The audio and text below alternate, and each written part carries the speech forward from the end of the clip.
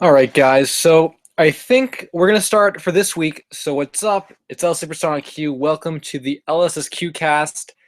And boy, do we have a lot of topics to cover this week. I was not expecting to have this many things. Like at the beginning of the week, I'm like, okay, we're maybe gonna have the usual collectibles talk and usual stuff like that. But we got a lot to cover in a bunch of different regards, collectibles as well as cartoon stuff and some video gaming. So got a full plate tonight, and kind of like last week, I'm going to kind of run it where the first hour is just going to be me talking about the topics. And then the second hour, we're going to do like the viewer comments and questions and stuff. Um, I still don't think I've really figured out how I want to like implement call-ins correctly. And I don't have any guests this week, but I am going to kind of change that in the coming weeks as spring approaches. I'm going to try and kind of, make these so they're a little bit more than just, like what they have been for the past while, just me talking about topics. But I thought it was fine for this week. So, yeah, we're going to get into the topics, I guess.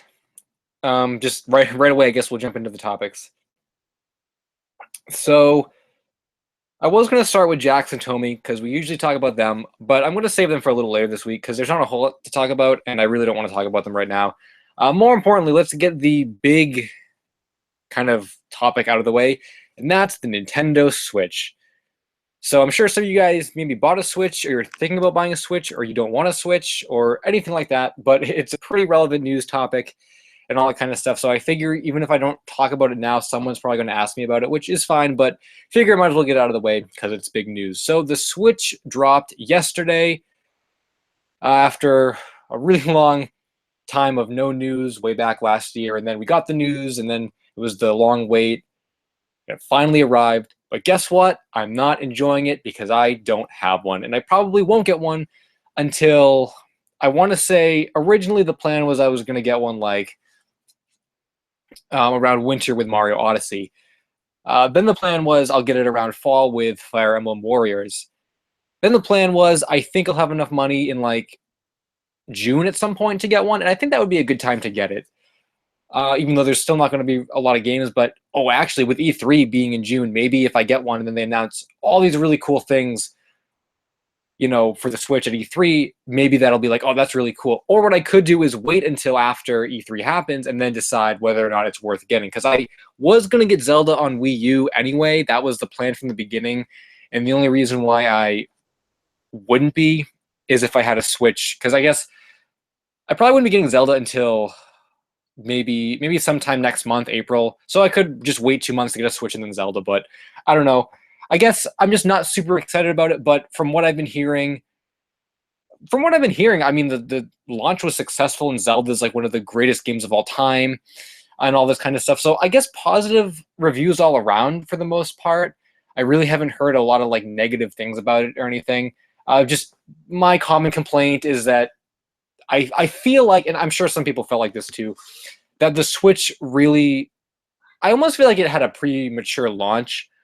Like, yes, the system was ready to go and we have Zelda, but like I feel like they could have done more with the launch titles. There's no virtual console. I don't know if they have like a Miiverse thing going on yet, but like to me, it seems like there's a lot of features they don't have ready yet, and it's kind of like I feel like they should have waited to implement that stuff. I mean, like I said, I don't have one, so I don't know exactly how extensive it is. Maybe they do have like a Miiverse thing going on, but like I know virtual console isn't a thing, and there should have been more games. But I mean, for the people who bought it, I'm sure they're having a great time with 1-2 Switch. I would like to play that, but just as a launch game, whatever. So, I mean, there's really all there is to say about the Switch with me, really. There's nothing else I really want to talk about with it. Like, there's just, yeah, I've been hearing some things about Zelda specifically. I'm not going to say anything about it because whether or not, because one of my friends was talking to me a little bit about it, and they weren't really like big spoilers, but there were some things that I'm kind of like, oh wow, that would have been really weird to experience in the game. So I won't say anything about it, but there is some unconventional things in the game that is different than other Zelda games. So I thought that was kind of interesting. But I think the big point I kind of want to make with all this Switch talk, well, actually, I guess two big points before I go on to the other point. Yeah, I have a note sheet here. It's all scribbled and stuff because like every time I thought of something this week, I would just write it down. So I guess I kind of jumped the gun. What I should have said after I said there's not much else to talk about for the Switch, because there's not much else to talk about it right now.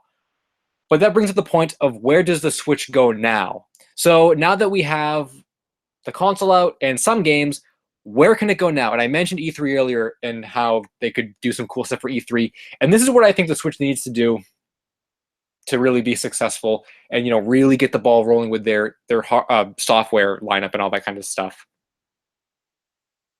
Okay, so the issue with the Wii U is that it really didn't have a whole lot of good like first party core Nintendo games, and of the ones that it did, they came really really late into the lifespan of the Wii U. So what Nintendo really needs to do is get on getting their first party games out soon and making sure they're just as quality as Breath of the Wild was. So for example, what I'm thinking of off the top of my head at E3, this is what I want to see for E3. And while it might seem overly ambitious, this is what I think they need to do. They need to announce, I'm going to say, Pikmin 4 or whatever that new Pikmin game is that has been in development forever. They need to get Metroid going on the Switch. They need to get, I think I was talking about this with one of my friends. I think that they need to get like maybe a Donkey Kong platformer going on, like another Donkey Kong platformer like Tropical Freeze and stuff. Animal Crossing Switch could happen. They need more Fire Emblem Warriors news. They need the Virtual Console GameCube games booted up right away. They need Melee with NetPlay. And what else was I saying they needed? I think that kind of does it, but like I think you guys kind of get the gist of where I'm going. It wasn't necessarily Melee with NetPlay. Well, that does need to happen, but Smash Bros. Switch needs to happen. The port from Wii U to Switch, that needs to happen. So like all these things that you think, okay, wow, the Wii U didn't do that. Like, why is the Switch going to do that? Like, they need to do all that stuff as soon as they possibly can. We can't wait another 4 years for a Metroid game. We can't, get a Star Fox game like a year before the Switch dies. We might never get another Star Fox game, but that's beside the point. So, I mean, they really need to get their first party games up and running, and they need to do it now, and they need to make sure they're quality. Because Star Fox Zero, like I've said before, yeah, it was a first party game. I mean, it did release really late into the Wii U's life, but like, yeah, it was a first party game, but it wasn't a good first party game. And this is kind of going to segue into what I was getting at before, where I said I jumped the gun. The Wii U is pretty much dead now. It's totally dead. But what does that mean for me? Because maybe ironically, I've kind of been trying to get into Wii U games lately with the Switch coming out. Like, for no reason, I'm like, okay, I'm going to go back and play Star Fox Zero. I'm going to use a guide, look up where the medals are, look up how to get the secret paths and stuff, because I was just stuck on that game for so long. And the only way I would have played it again is if I looked up where the things were, because I was not going to spend hours looking for one tiny medal in a whole stage. And based on what I had found from what I had read through the FAQ, yeah, I never would have found where these medals were. It was like the stupidest things. Like, just for example, there's this really big, like in Ficina, there's a really big like crab spider boss, and to kill him, you have to shoot his leg so he can't stand, and then you ride on top of his like head, and you shoot the little like things on his head, and like that makes sense. And that was an Assault, Star Fox Assault, and like I understood how that mechanic worked. But guess what? Want to know how you get one of the medals for the stage? There are like 5 medals in a stage. They're just like collectibles you get to 100% the game. You need to shoot down all of his legs, not just enough so that you can get on his body, like on the top of his head. You need to shoot down all 8 of his legs. And it's like, who would think to shoot down all 8 of his legs when you only need to shoot down like 2 or 3 to get on his head? Like, who would have thought to do that? It doesn't make any sense. And there was another level too, where or there's a few levels where like the Star Wolf team, they kind of come up behind you, and then they taunt you and kind of fly in front of you. The first time I saw that, I'm like, oh my gosh, I'm gonna battle with Wolf right here on Fortuna. It's gonna be like really cool. It's gonna be like a side mission in the mission, and then they just fly off, and I'm like, well, what the heck? Did I not shoot them correctly? And then I go back, try and lock onto them. I try and shoot them. They just barrel roll every single hit, and I'm like, well, what do I do? Like, do I need all the medals to get them to activate? Is this just like hinting me at what I have to do? So then I looked it up, and guess what? All you had to do was use the L targeting system. You L target them, and it cuts to like a little cutscene of you and the Star Wolf character flying off into a different area of the map, and you do like a little 1v1. And it's like, like if you found an enemy like Star Wolf in a level while you're doing another mission, you're gonna L target him? No, you're gonna shoot him. So I don't understand why they made that mechanic happen where like you have to L target, wait for a cutscene to play, go somewhere else. Why can't you just battle him right there? It doesn't make any sense. And I never would have thought to do that if I didn't look it up. So Star Fox Zero bashing aside, my point is the Wii U is of course dead for new games coming out. Breath of the Wild was the last one, but the Wii U is pretty much dead for me. Aside from maybe getting Breath of the Wild on Wii U, depending on what I said earlier, how things work out, I really have nothing else to play on my Wii U, and that's really sad because Star Fox Zero, yeah, I don't think I'm really going to get back into that game. I just don't think it's going to happen. Smash Bros, I've really played a ton of that game, and lately I've been falling out of favor with Smash 4. And it has nothing to do with like the whole like melee is better thing that I said last week. Like I just haven't found myself playing it recently, and I think part of that is just the lack of tourney scene and the lack of like, I think I've hit a skill cap with my friends and I. Like we play so much. We know how to fight each other. There's no room to expand because I already have the characters I like using. I'm not going to pick up a new character or anything. So the next step would be to go to tourneys, get better that way, come back to the game at our house, play it, when we have tourney experience. But we don't have tourney experience because there is none around. So it's just a game in like hiatus. And Mario 3D World I've already beaten, and like Nintendo Land you can't even really beat. And like there is no other game that I really want on Wii U. I probably will get Yoshi's Woolly World at some point. Mario Maker would be fun on Wii U, but like those aren't super really incredible major buys that I need to get. I'm just gonna get them whenever I get them. And I was getting excited because I'm like, Wii U games are gonna be discounted right now that Switch is coming out, but that's not entirely true because GameStop still has Mario Party 9 for $50 on the Wii. So they're not gonna discount Mario Maker for like $20 or whatever anytime soon. So I mean, what the heck? So I'm really at like a loss with Nintendo and stuff right now. And I hope that E3 really kind of brings it around for them with their content and really, makes me want to buy a Switch and really want to invest in it. Because I got to say, and I'm sure you guys have heard this before, the Wii U, in most aspects, was just bad. It was just a really bad console. I mean, it did have good games. And like I've said before, if I didn't get a Wii U and didn't play Smash 4 right when it came out, yes, I would be complaining about it to this day. And I probably wouldn't have enjoyed it as much as I did because I was able to, follow along with the fan base as they revealed new things because I said to myself, hey, I'm going to have that game when it comes out. I can experience this firsthand. And that's really cool, and I don't regret that. But as a long-term investment, the Wii U was not worth buying. So I think that kind of does it right now for Nintendo Switch and Wii U and Zelda and all that kind of stuff. I do have a couple other video game topics, so we're going to come back to the video games a little bit later. But I do want to mix things up a little bit with collectible talk. But I don't want to talk about Jack Specific right yet, or Tomy. So we're going to jump to a topic from last week. The Mario Party 5 Mario plush that was on eBay and quote-unquote sold for $10,000. Well, of course, it didn't sell for $10,000 as we all could have guessed. And the private message that the seller received, well, I got an offer for $1,000. As I also said last week, there's no way that's going to be paid for, and it was not paid for. So as a result, that $10,000 Mario is back on eBay. I think it had a duration of 6 days. I think it has 4 days left or so, and it's currently up to $100, which I think is significantly less than it was already at when it had 4 days previously during the first time of its listing. But in the same breath, it's probably going to get stupid high.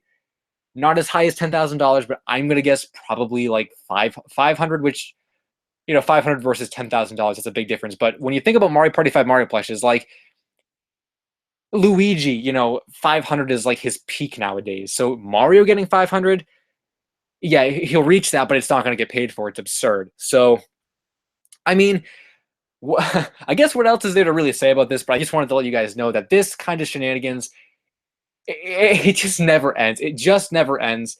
And I'm going to throw this out there as well, just to let you guys be aware of it. And anybody else who, you think would benefit from me telling you this. Because it is an issue. This Mario Party 5 plush scalping and all the shenanigans of fake bidders and all this stupid stuff. So I was watching a Mario Party 5 Mario plush on a Japanese auction site today, and I was thinking about maybe bidding on it, but I'm like, you want to know what? I'm not going to bother. Turns out it ended up selling for $80. And I'm like, okay, I wasn't going to pay $80 anyway, so whatever. Let's just say that the winner of this auction I was watching on the Japanese auction site beat out one of our other good scalper reseller friends, which I was very happy about, so that they couldn't flip it and resell it. So I'm like, it's probably going to go to a good home. It's probably going to go to a good home. And then guess what?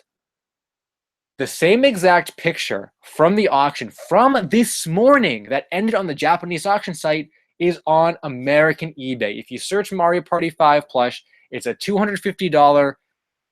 I don't know if it's buy it now or best offer or just buy it now, but it's a $250 plush. It's coming from Japan. It's the exact same pictures as the one that I saw earlier and didn't win for $80. Now, a couple things are going on here, so I'm not going to totally throw this listing under the bus because I don't know exactly if the Japanese one was paid for. It may not have been paid for, and this is the seller maybe listing it on American eBay or something, thinking they can get more money for it. Maybe, I don't know, maybe someone just stole the pictures or something. Because it's really hard to say for certain that this is the same person that won it and then they're flipping it because they don't even have it yet. That's the thing. That if this person who won it was flipping it, they literally won it this morning. They don't even have it yet. So for them to have the audacity to steal pictures from an auction they already won, that's just beyond just scummy. So I really would hope no one would stoop to that level and do that. But I want to throw it out there that this is a shady Mario Party 5 plush. And regardless, don't pay $250 for it. So don't do that anyway. But this is a common occurrence. And now it's happening on the international scene. And it's really bad for the Mario Party 5 plushes, I guess. And also, just like I said last week as well, video game Mario plush collecting as a whole. Or I said that kind of weird, but this is just going to increase the price of future Mario plush auctions and everything. And do you want to know what? Do you guys know what? Guess what? I just thought of this right now. When before the $10,000 Mario Party 5 listing, when before that one did we even see a small Mario? Because this is the small one. When did we even see a small Mario go for $250, or be listed for $250? It's never been that high before. So this is more testament that $10,000 listing is going to plague these plushes for the next few months. And that is really, really sad. So be careful when bidding on these plushes or buying them. Make sure that the price is fair and that the people you buy it from aren't scalpers or flippers or resellers or anything like that. If you can avoid, well, most of the time their prices are ridiculously absurd anyway, so you probably wouldn't even want to buy from them. But just in any case, be wary of it, and that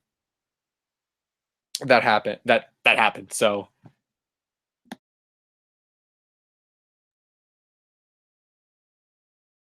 I'm actually gonna go get a bottle of water because my throat is really dry. So I'll be back in like 30 seconds.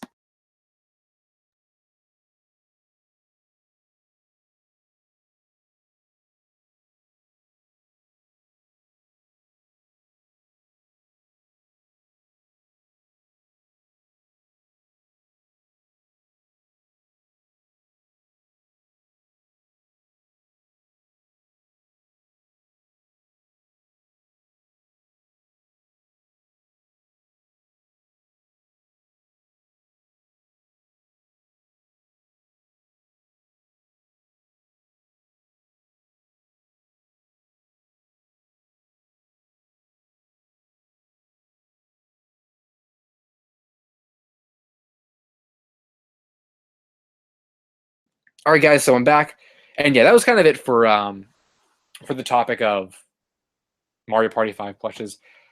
I'm just gonna kind of cross some things off of my list here. All right. So we talked about the 10K Mario Party 5 push on eBay. We talked about the General Switch, Zelda, Wii U's Dead, all that kind of stuff.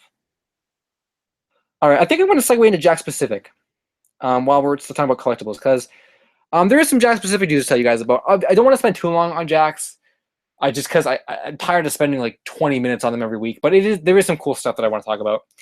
So first off, there's a new Family Dollar Jack Specific wave of 2.5-inch figures. So those are the ones that are 2.5-inch figures, except they're packaged with the 4-inch figures accessories, and it's like a Family Dollar exclusive line.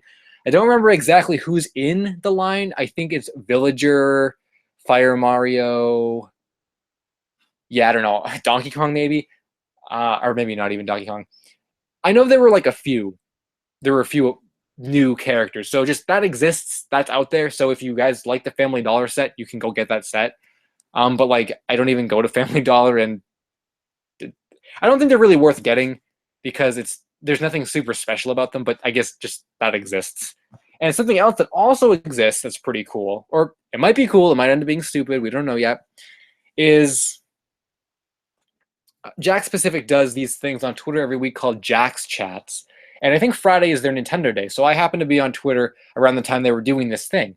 And at the very end of their Jack's Chat, because sometimes they reveal new stuff or tease new things, at the very end of their Jack's Chats, they teased a new item. And it was a picture of a new Bowser figure in like a Peach's Castle like playset, I guess. It was just a small portion of the picture you could see. But you could tell it was Peach's Castle, it was a new Bowser figure, and it was a playset. So at the time, I didn't really know what that could be. But upon thinking about it further, I'm guessing that this Bowser figure is probably a 4-inch Bowser figure, and the playset is designed so that the 2.5-inch figures can like play in the castle. So I'm guessing that they're going to do a new playset line, and Peach's Castle and Mario is the first series they're tackling with this. So I kind of have mixed feelings about that. Part of me is kind of like, okay, this is kind of replacing Microland in a more suitable way, because Microland was really small, and all the other issues that they had with that line, and it's pretty much dead now. So this is kind of replacing it on a larger scale. So that might be cool to have a castle to display all your Mario figures and stuff. Like that would be really cool. The bad side about that is that I can see this being like an overpriced, play set that sits on Toys R Us shelves and warms them for months because the price is so high that no one's going to want it, and it's also going to be so big that no one's going to have room to display it. So it's a pro and a con. You don't exactly know, how well this is going to do. I guess we'll see once we get more information. I don't even know when it's supposed to be coming out. I'm gonna say maybe we'll see a reveal at like Comic-Con or whenever the next like figure convention is. I think Comic-Con might be the next one. So maybe we'll see a full reveal in the summer and it'll come out in the fall or something. But just there's a picture on Jax's Twitter, and I retweeted the picture on my Twitter. So if you guys want to check it out, it's on Twitter. But yeah, I think it could be cool or it could be really dumb. And if it is a success, that would be really cool, because then we could see other playsets, like maybe a Star Fox, like some kind of Star Fox playset or something, or like a Metroid area. Like that would be really cool. I guess maybe Zelda, but I don't know. We had like the Microland Zelda stuff. Animal Crossing would be fun. That could kind of be like a throwback to the old school, Takara sets from the early 2000s. So I want to see it do well. And if it's small enough and compact enough, yeah, I'll buy it, and cheap enough. I'll buy it and display it somewhere. But like if it's this huge thing that costs a lot of money, like I don't think most people are going to want to buy that. But I guess it has yet to be seen. So the only other Jax thing I had to talk about is kind of another PSA. Man, PSAs. Kind of throwback to the Mario Party 5 Mario about the scalping and stuff. So the new Jax plush wave with Peppy, the Pink Pikmin, Penguin Mario, Red Bomb, and what's the other one? Wow, I'm totally drawing a blank here. Man, what the heck is it? Penguin Mario, Red Bomb, oh, Pink Yoshi. Okay, Pink Yoshi. That wave was spotted at Toys R Us, I think 3 weeks ago. And I guess we have our first opportunist seller on eBay with an in-hand pink Pikmin for, I think, $60, no bids. So I'm sure you guys know this by now, but I just want to reiterate to anybody who maybe is on the fence about wanting to get a pink Pikmin early, or quote unquote early, don't ever fall into the, wow, this person has the pink Pikmin that's not out in stores yet, I'm going to drop $60 on it, because that, I'm going to say this, guys, quote me on this, that is an ass backwards mentality of how to sell collectibles. Just because it just came out in the store, you're going to sell it on eBay for $60? What? Even if this was like an early release, like if they weren't going to come out for another year, you guys can wait another year and get it for retail price in the stores. What is it with these people who take this new stock and think, man, I'm going to sell this on eBay for $60. I'm going to get someone who really wants it to bid on it. Just wait.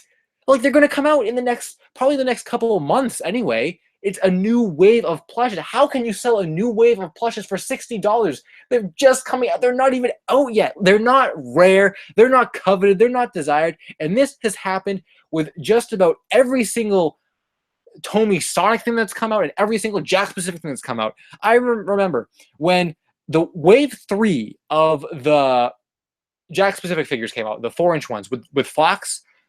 Someone had like a Fox figure like really early, and I'm pretty sure that there were like multiple bids on it, and it went for close to $100. And I'm just like, do you think this is the only Fox figure they're going to make? And like, yes, they're going to be hard to find. Like, and Fox was hard to find. So don't, I mean, yes, certain characters are going to be harder to find and, whatever. But guess what? Wouldn't you rather pay, I don't know, I mean, this is like comparing the lesser of two evils, but wouldn't you rather pay the $20 or $25 on Toy Wiz than pay $100 to some random scalper who just happened to be in Toys R Us and they got an early shipment? So just let that be a warning to you guys. Don't fall into the trap of, oh, wow, this is new. I'm going to drop $60 on it because it's new and I might not find it, because you will find it. These are going to be mass produced. And even the rarest Jack specific figures, like the 6-inch Metroid, became available eventually. So yeah, just have patience like anything else. And I mean, no harm done there. So please don't support those people, because it just gives them more power anyway. Like I was saying before, if you keep like supporting scalpers and all those people that buy cheap Japanese auction plushes and flip them on the American market, it's just more power to them to keep doing it, and they're going to destroy markets. Like, granted, the eBay market of Jack specific is already probably just as bad as it can be, but I mean, we don't need to support these people. And I really think, I don't think, I know, this all stemmed from amiibos. So we still got that amiibo, those amiibo, those, I'm trying to think about how to like say this, like, like metaphorically, like, we got all the amiibo blood in the water, and all these people who, see what happened with the amiibo. Okay, guys, in an alternate universe, amiibo never got popular and Jack specific figures never got rare or expensive or desired. Could you imagine going down, because, okay, Jack specific, like, supplying stores was an issue, and hopefully they fixed that issue. But I gotta say, if we never had all the scalpers and all these idiots going and buying up stock from stores and stuff, I guarantee you finding figures would have been at least 25% easier back, when they were having the stock issues with the, wave 1-1 and 1-2 and 1-3 and stuff like that. So just stupid stuff. I think we're going to kind of, think about what to talk about now. We're going to save Tomy for a little later. I mean, there's not much to talk about with Tomy, but I don't want to talk about Jackson Tomy back to back, because I hate doing that. So I think we're going to maybe we'll get into some cartoon stuff. We'll get into cartoons now. Because,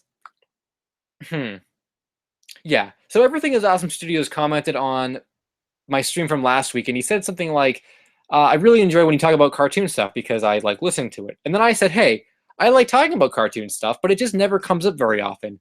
So I kind of went out of my way to try and think of some different cartoon topics to talk about. I think I have quite a few decent ones.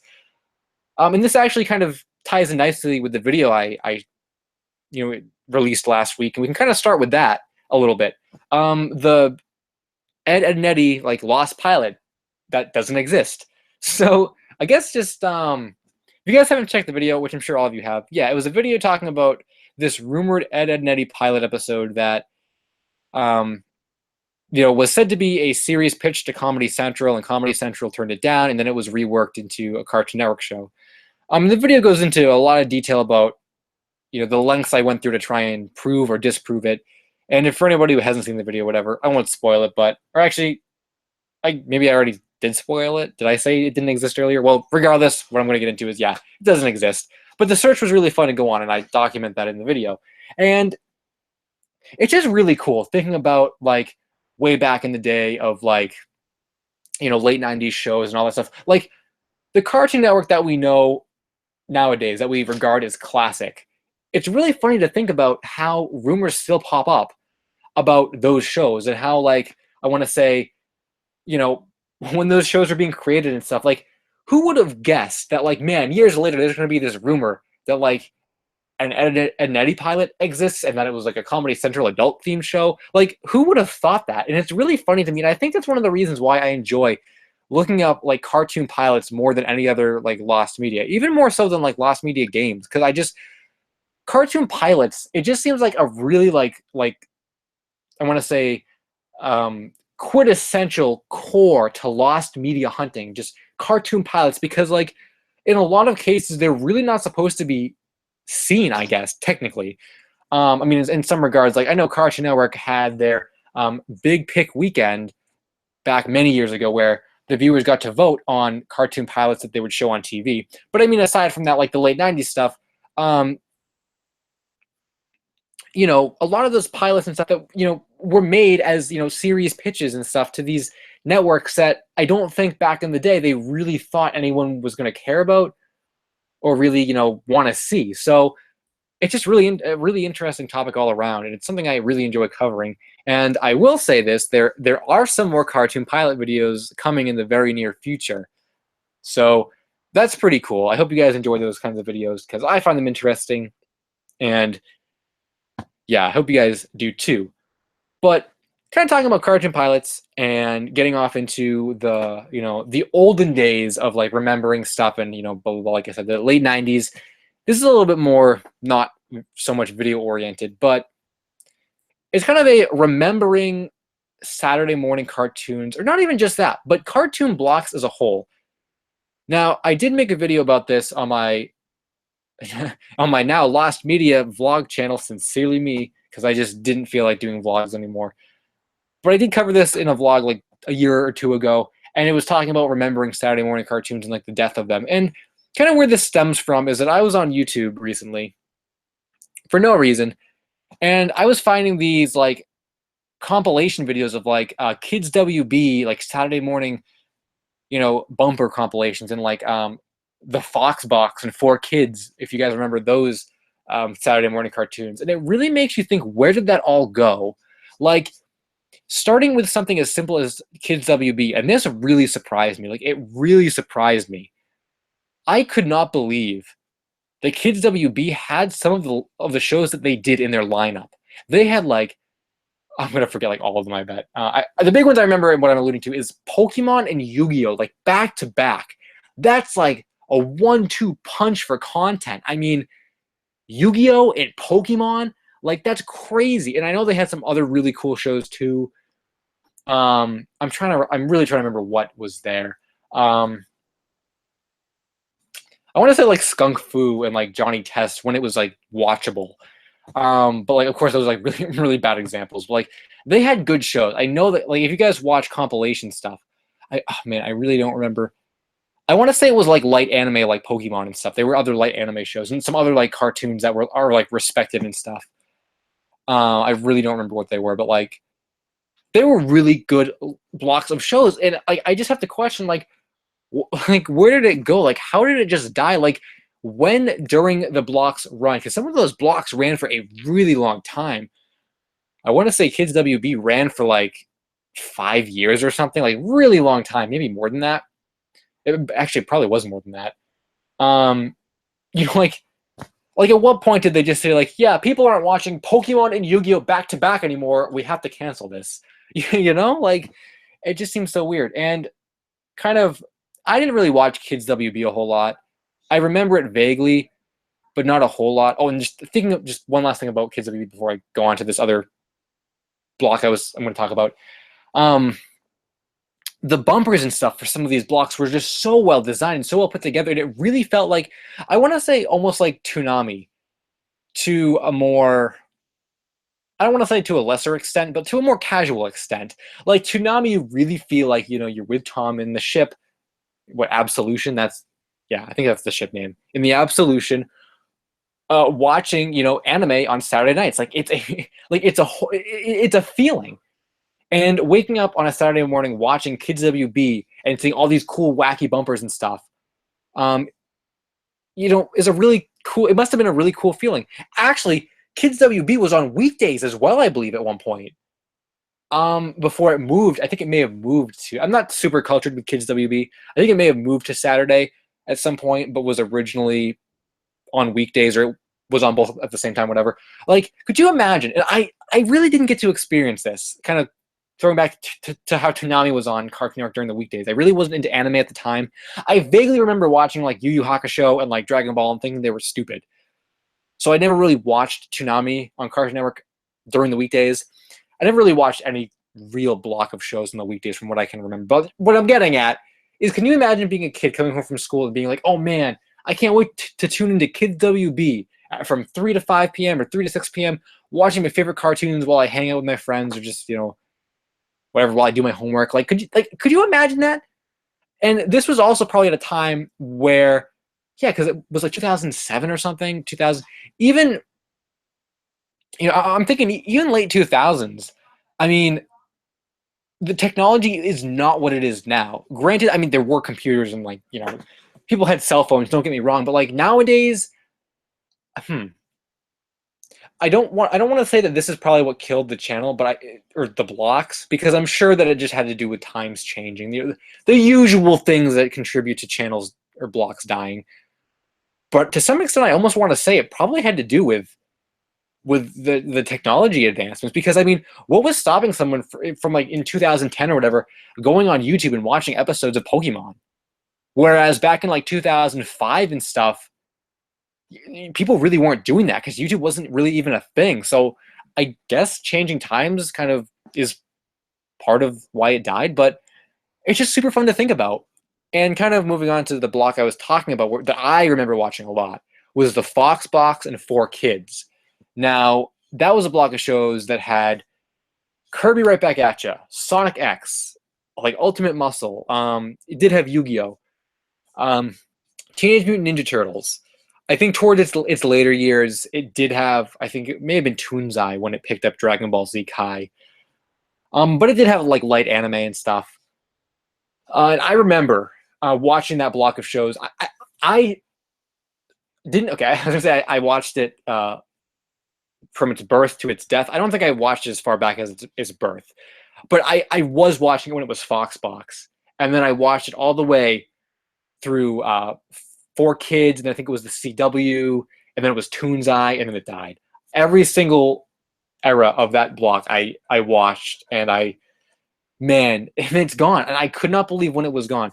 Because if I recall correctly, I don't know exactly what year it was, but it was when, I think it was like, it must have been CW. Yeah, CW 4Kids. It was like one thing. It wasn't just 4Kids. It was CW 4Kids. When it turned from CW 4Kids to Toonzai, CW 4Kids lasted for such a small amount of time that when it switched to Toonzai, I was really shocked. And I'm like, oh man, things must not be going well if they change it that quickly. Because like that usually, you know, if they're trying to change something quickly, it's probably for the worse. And it was, because it died like a year or two later. So from the Fox Box incarnation to just regular 4Kids was like its longest its longest, period. I think actually maybe just the 4 Kids was its longest. Foxbox I think was like the second longest, but I don't think it was around for as long as just 4 Kids was. But like I guess yeah, I guess I'm kind of repeating myself at this point, but I remember, getting up early in the morning and watching Sonic X. I would record Sonic X on videotape if I couldn't, watch it live, and we'd watch Kirby before Sonic.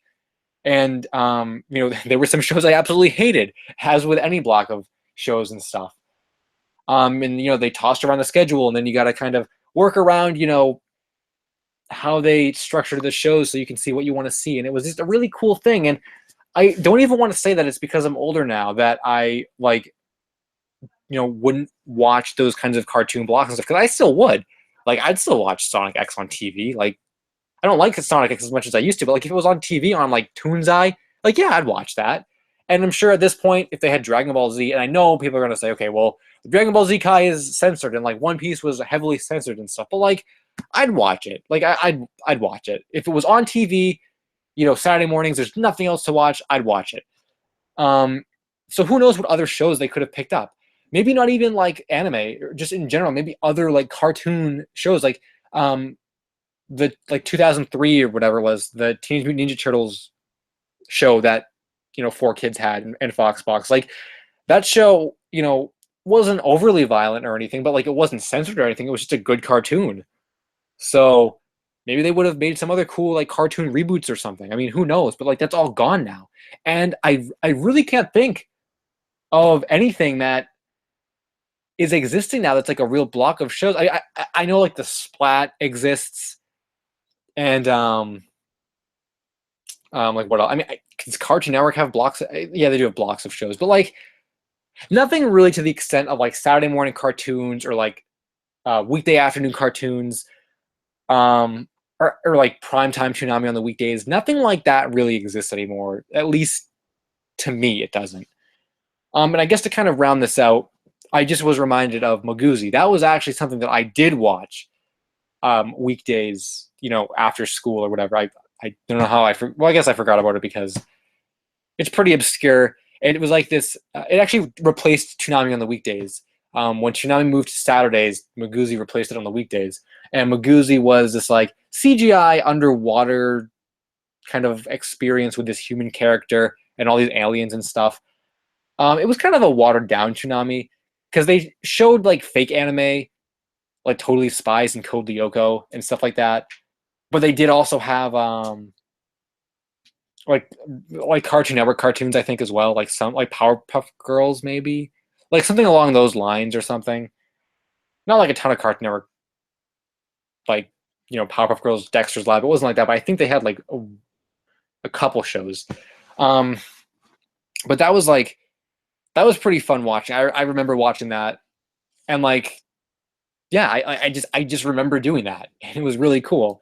And it's just gone now. Like that whole kind of thing. I really can't think of a way that it really survives as much as it used to, or that it's as around and as big as it used to be. Because I guess just times changed and people grew up and the demographic, changed. I guess that's really all it is.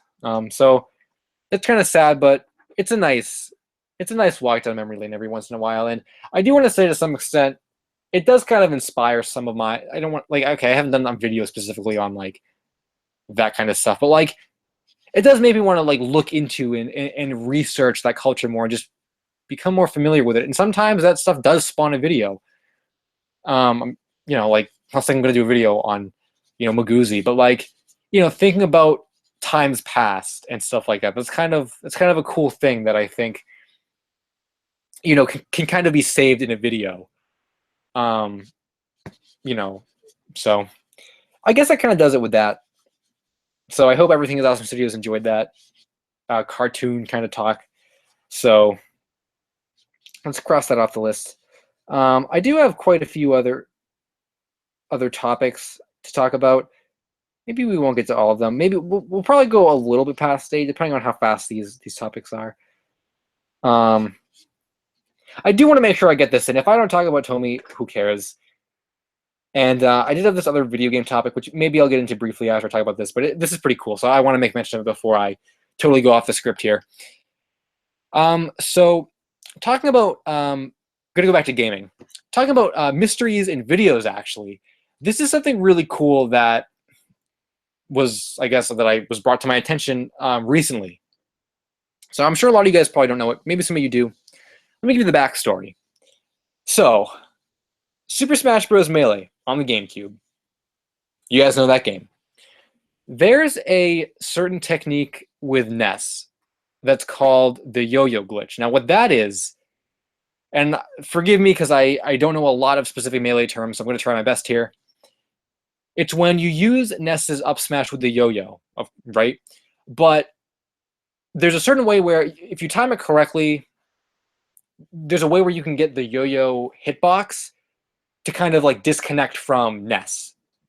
So effectively, you hit someone with the yo-yo, and the yo-yo's hitbox like goes like, you know, across the stage. Now, what you can do with that, and the way this works, and why it's a glitch, is that that hitbox is active. So effectively, if you trigger this, you hit someone with the yo-yo glitch, you know, hitbox detaches. You can go to like anywhere in the stage, for example, and grab from anywhere in the stage, and it'll count as a grab. Or you can like do a down air into the ground and like have the ground cancel it, and that hitbox will attach to NES. And if you touch, even like, if you just walk by an opponent, it'll give them the same, you know, effect as if you actually did a down air to them. And that's called the yo-yo glitch. Well, recently, I guess this is kind of a revived topic from years ago. This was like 2007 on Smash boards. There was a rumor of a super yo-yo glitch. Now, what this means is it's the exact same thing as the yo-yo glitch, except with the yo-yo glitch, the regular one, once you use that move, like once you use the down air, once you use like the grab, the hitbox leaves NES. You can't use it over and over again. You have to perform the glitch again to get the hitbox, you know, back. The thing with the super yo-yo glitch is allegedly the hitbox would never leave NES. You could just like grab from anywhere in the stage and can't say, this is a word I can't say tonight, guys. This is the most important segment, or the one I wanted to talk about the most. You could infinite grab from anywhere in the stage, or you could, you know, if you did PK Flash 2, which is when you hit yourself with the PK Flash and like you get electric, if you cancel that into the ground, you would always have electricity around you. And if you just touch your opponent, they go flying and they'd never be able to touch you. So that's a super yo-yo glitch. And just recently, you know, this rumor that it exists and that it can be performed has kind of popped up. So I guess the story is that these NES players, and this is, like I said, a long time ago, these NES players were, you know, I guess just messing around or whatever in the game, and they did the yo-yo glitch. But something happened when they performed it that allowed the hitbox to stay onto NES, and they were like invincible. They couldn't be touched. And ever since that, it's apparently been, you know, it's been reported 3 times that like this occurred 3 times, but there's never been any video about it, only claims. No one's ever been able to perform it again. You know, and actually, the part about this being recent is that I guess it was a revived topic, and now there's like a $400 bounty for anyone who can perform this glitch and get like video proof of it, that it can be performed and that it's an actual real thing. The people that originally brought it up back in 2007, I believe they are respectable NES players in the community, so they're not like random trolls, and a lot of people, you know, have looked into it and tried to figure out what exactly it is. But essentially, it's lost media Melee technical skill, because it's something that no one has ever seen except these, you know, couple people. They've only been claims, and no one's ever been able to recreate it. So that's kind of cool, all things considered. And I mean, like, wow, a move in Melee that you can't recreate. Like, one of the things too is that the people said if you could even perform it again, which like they've tried, you know, for hours and stuff again, and just no results, just nothing. But the thing they said is that when they tried it, it only worked for a few seconds anyway until like the game froze and stuff. So it probably wouldn't, unless you could figure out a way to use it like reliably, you couldn't technically use it. But even if you could figure it out, it would probably be banned in tournaments anyway because it would just make you invincible. But I mean, that's pretty crazy that no one can like recreate this glitch, and that like it's a lost media glitch and stuff. So that's pretty spooky that like yeah, that exists, and it's a community effort to kind of figure out what it's all about. Some people were kind of hypothesizing that it was just like a really freak like hardware malfunction kind of thing, and that like it really can't be done again. It was just a freak thing. Other people are saying that like the people who saw it were like seeing it wrong, like it had to do with like some kind of like with the way that the attack was done on the stage and the way that blah blah blah, like all this like, crazy stuff. That like it's not actually what people think it is.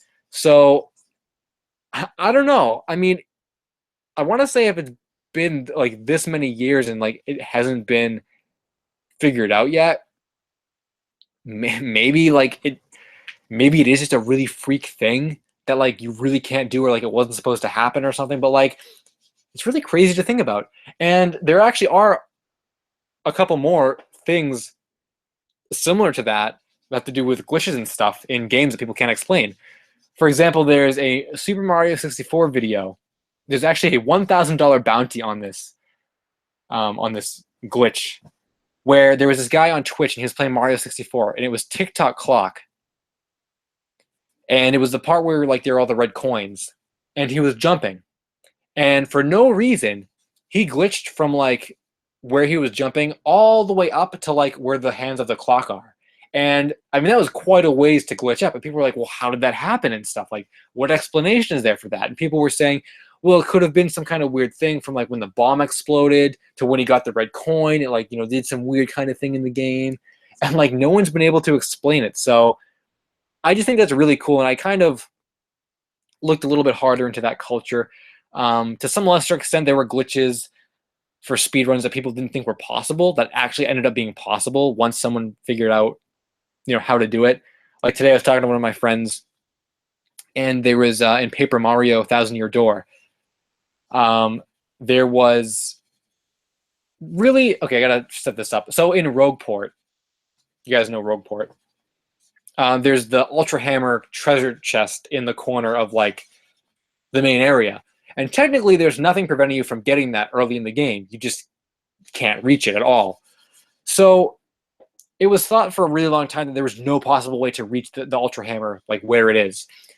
But turns out through like trial and error and like testing and all this stuff, there was a guy who was able to use the room of the inn, like where the toads are, like the upstairs of the inn, like where the beds are. He found a way to go into paper mode and like carefully walk along the seam of like the game's like visuals, and like come forward on the screen and shift the screen downward and stuff, and get the Ultra Hammer like in a way that no one thought was possible before. And like nowadays, you can't even, if you can't do that glitch, then you can't even speedrun the game, because you have to do that glitch in order to get like on the leaderboards and stuff. So like it's really cool that these impossibly thought things actually ended up being possible. And who knows, maybe this melee thing, maybe like there actually is an explanation for it. Like maybe it'll just come with time, especially since now that more and more people know about its existence, maybe they'll, try and replicate it. But with something as obscure as Melee and as mysterious and as, long-term as Melee, I'm kind of surprised that something like that hasn't been, either discovered or figured out by now. Like, for example, I was reading something, I don't actually know, I don't think the real extent in battle of what I'm going to say really matters that much. But there is a difference if you look at, I read it earlier, I'm trying to, again, I don't know a lot about technical Melee terms, but like, what I'm trying to say is Captain Falcon, depending on what color you choose, there actually is a difference between like the down air hitbox or something, or like how fast the ending lag is on his down air. There's something like that where someone was on like a Peach's Castle stage and they were doing down airs or something with one color, and they said if you do down air so many times at the edge of the stage, like Captain Falcon like won't fall, he'll stay on the stage. But if you use the other color, then he'll end up like falling off the stage. And someone actually went into the game and figured out that every Captain Falcon color has like a slightly different numerical value for their whatever, like the down air or whatever this is. And that, yes, if you are in that kind of circumstance and you do a down air at the edge of the stage or whatever, depending on what color Falcon you are, you'll fall off the stage or not. So little things like that, it's really peculiar. And I would really like to see something come from this. More so in the lost media sense, because I never thought I would be hearing about a lost melee tech skill that has never been video evidenced and only has claims, has only been performed 3 times. A lot of people doubt its existence, you know, crazy stuff. So I guess that's it for that. But I thought that was pretty cool. Like really cool. So I'm going to speed through these last 2 topics because it is 8 o'clock. The topics early on other nights. So we're going to make up for that, I guess, with these. But it'll be really quick. Tomy Fast Facts. The open mouth Sonic plush looks horrible because its arm is really wonky. So I hope they fix that. And the Sonic figures, the modern comic packs, are supposed to be out in March as seen by a little tag at Toy Fair. But since the modern 8-inch plushes aren't out yet, the classic ones are starting to come out with like Sonic with his finger up. Those are starting to come out. But the modern plushes aren't. I'd be really surprised if we saw figures this month. We're probably not going to. And then the very last topic I was going to say, that I probably could have talked about earlier when I was talking about the Wii U and stuff. I'm just going to talk about this really quick. I was playing a Yoshi's Woolly World demo on 3DS, and there were like 2 different modes. There was an easy mode and like an intermediate mode. Obviously, I picked the intermediate mode, and that was fairly easy. So like, if that was easy, if intermediate mode was easy, what the heck was like easy mode? And it was like pretty much, instead of having balls of yarn, you have Poochies, and the Poochies like never leave you. They throw them, you come back, or yeah, you throw them, they come back. And you have wings. Yoshi has wings, so you can just pretty much fly across the whole stage instead of having to platform. And it's like, what the heck? Why even bother playing the game? And this isn't even a new thing. There are tons of Nintendo games that have like really easy like difficulty modes, and even the advanced difficulty mode is easy. So I think I've talked about this before, but it's like a dumbing down of Nintendo. Like, yeah, I get that like you want your games to be more accessible and like that kind of stuff, but like, man, can you like make it challenging so the people that play get some kind of reward in like, you know, beating a level or finding whatever you're like. Back in my day, the GameCube, there were some like incredibly hard things to do in certain games. Like I remember in Mario Sunshine, they were like that stupid level, the Secret of the Village Underside in Pianta Village. That stupid level where the Piantas hit you with their like hand, and you have to like talk to them in the right position. That was so hard. And I mean, like, that was in Mario Sunshine, and I tried to do that as a kid, and like I couldn't. So what did I do? I waited a little bit until my skill level was up to par, and then I finally went back and beat it. I mean, I've talked about this with Mario 3D World before. Championship Road is one of the hardest Mario levels I've ever played, yet the entirety of Mario 3D World is like a cakewalk. Like, the difficulty curves of these games is really weird nowadays, and I kind of wish Nintendo would just get back to like their games really making you feel rewarded when you beat a hard mission, and really like gradually, walk you through the game to a greater and greater difficulty level, a difficulty curve that makes sense. So it just bothers me that like Nintendo games are either super duper really hard because of one level, and it makes you so frustrated that when you beat it, you don't even get a sense of gratification because you're just so glad you finally beat it, or they're so baby easy, it's like, why even bother playing the game? Like, GameCube era games are just perfect, and even N64 games, like Mario 64 has some really easy levels, and some really hard levels, and some intermediate levels, all throughout the game. There just needs to be a better balance of things, I feel like. So, with that said, those were all the topics I had to talk about this week. So, thanks for listening to that, guys. I hope you enjoyed. I'm going to turn to the comments, but before that, we're going to do a intermission. So, this is where I plug all my stuff. So, first off, Etsy. if you guys want a nice looking Knights Chow clay figure, or a nice looking Tails Chow clay figure, or a nice looking Sonic painting, or a nice looking Tails figure, you should go to Champion Pants on Etsy, all one word, Champion Pants, and buy one of those products, because dang, I've had them for a really long time. I don't think Comic-Con is really gonna probably sell, like, see them sold, because like Sonic fans just don't show up at Comic-Con. So like the internet's really the best place to buy them, and like I've had them for so long that like the money would do me a whole lot of good right now, and like they're good looking figures. So Champion Pants on Etsy is where you can go get your very own Chow, because I guess, you know, Chows are supposed to be popular with, you know, Sonic fans and stuff, but I have not been able to sell those. Like, let me know if they're bad, because if they're bad, like I won't try and sell them. But like I thought they were good. So whatever. That's still a thing. Also, if you don't want a, I guess, physical item for monetary exchange, you guys could just donate, if you want to my Patreon, which exists now. It's on my channel banner. That's the only place it is right now. It's like the little P logo. So I guess I kind of just made it in case anyone just felt like dropping me some green, you know, just if they wanted to help me out with, I guess, I don't know, anything. Because like, yeah, I don't know. I remember there was an issue back in the day when people wanted clay tutorials and I had no clay to do clay tutorials for. And like, I would like to get a microphone to make these podcasts sound better.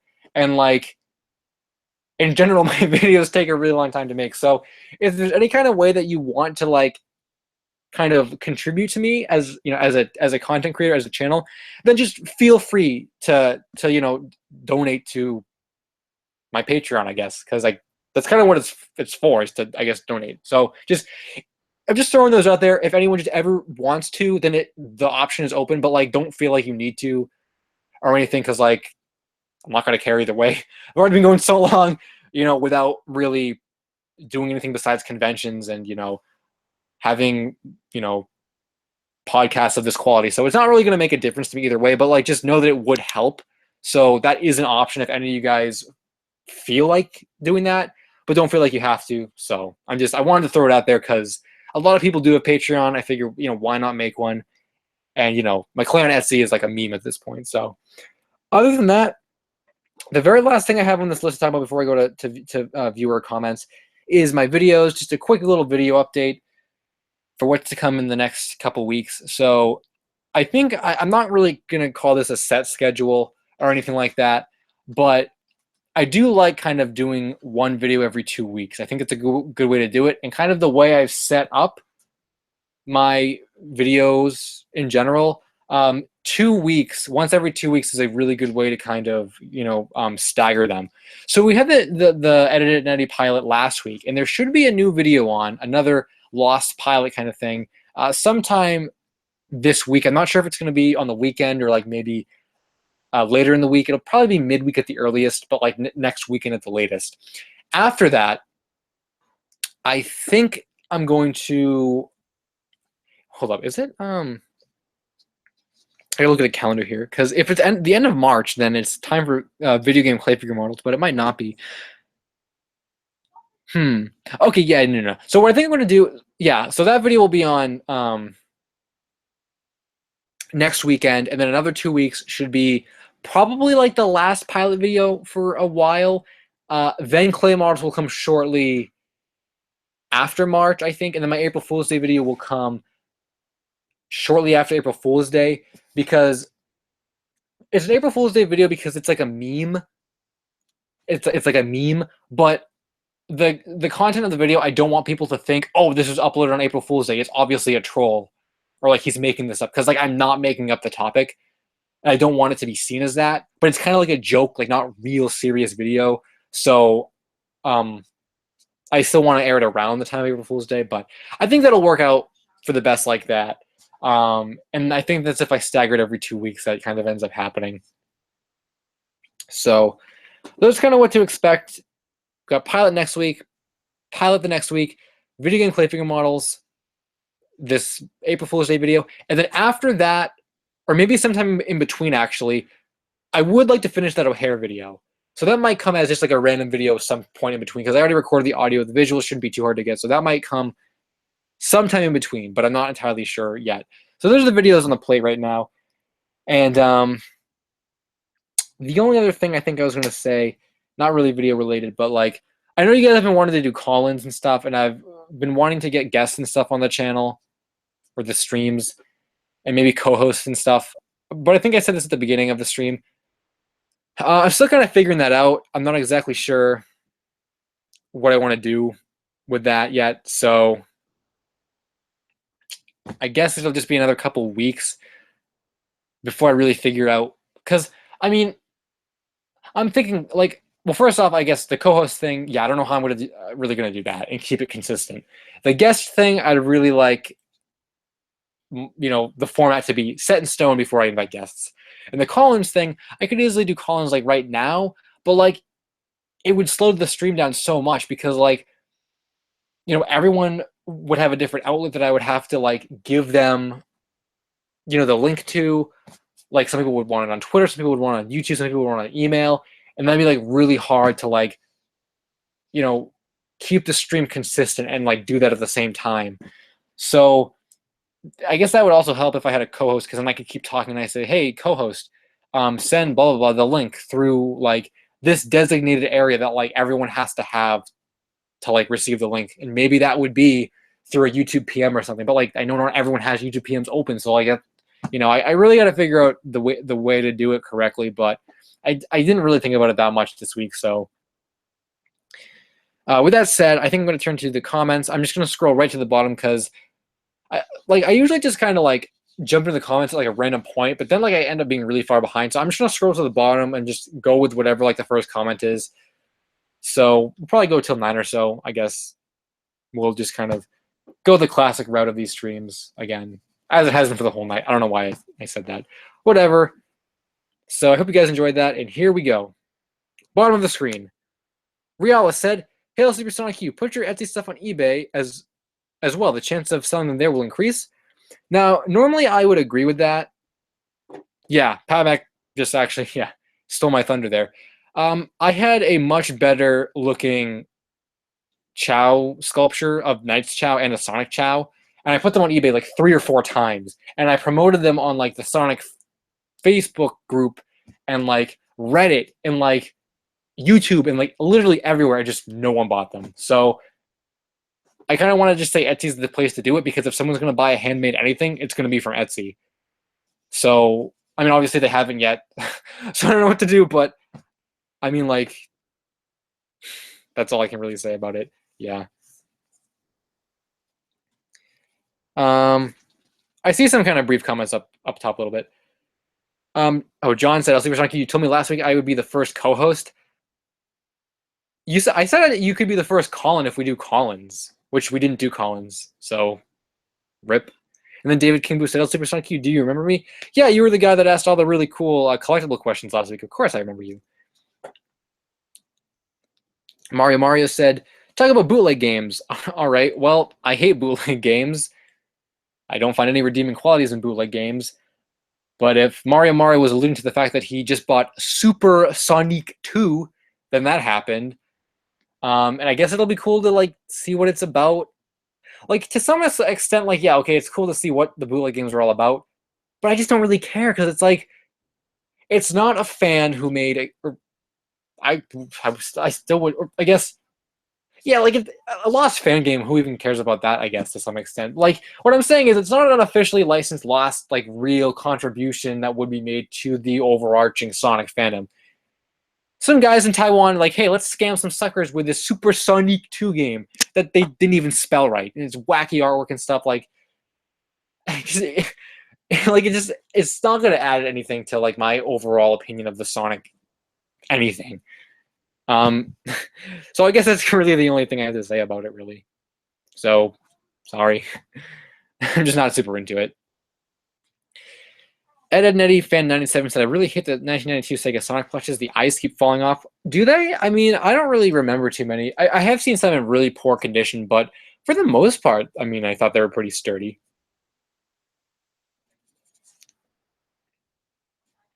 Picky the Gamer, Aquatic Ruin or Sandopolis?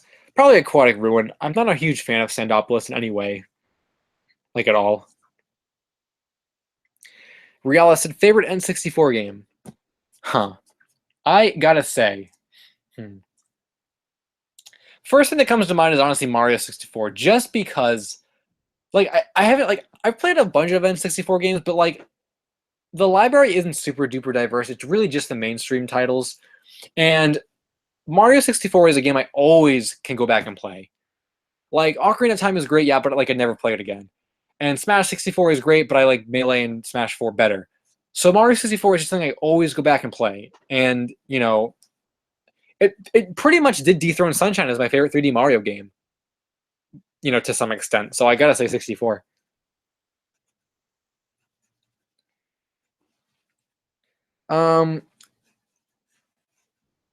Everything is Awesome Studios. Can't Tomy Classic Amy come out already? Wasn't that like, isn't that canceled and like it's never coming out to begin with? Like, isn't that happening? So it can't come out because it won't come out. Or rather, it won't come out because it can't come out.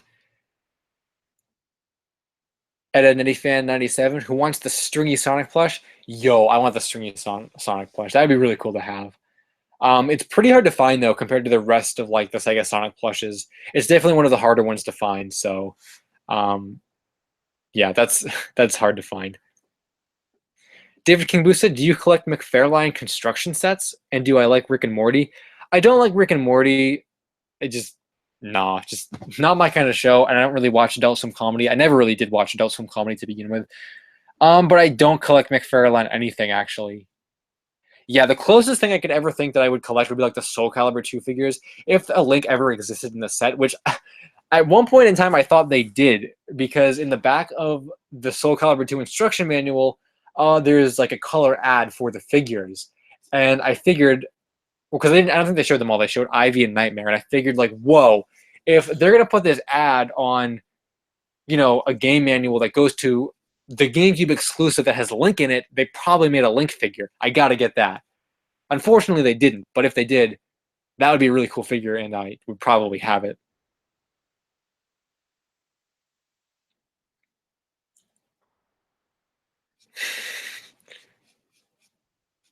Amazing John said, LSuperSonicQ, got any ideas for my new channel logo?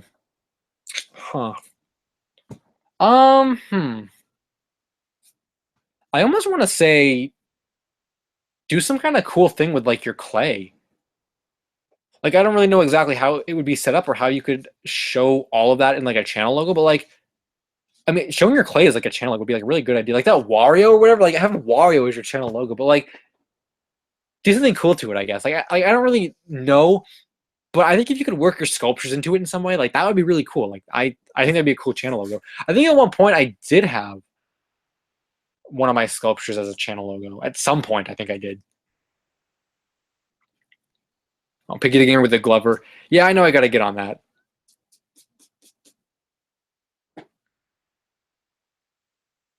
Oh, Quentin TQ, what's up? Haven't seen you in a while. Everything is Awesome Studios. Mario or Luigi? Huh. Well, back in the day, I definitely preferred Luigi more. And I guess maybe... I gotta say Mario, I guess. I mean, I used to like Luigi. I still like Luigi, but like... He's such a gosh dang meme now. Like, even the death stare from Mario Kart, that was like an official Nintendo canon meme. Like, I don't know. And Mario gets Mario Odyssey and stuff. And what does Luigi get? Not Luigi's Mansion 3.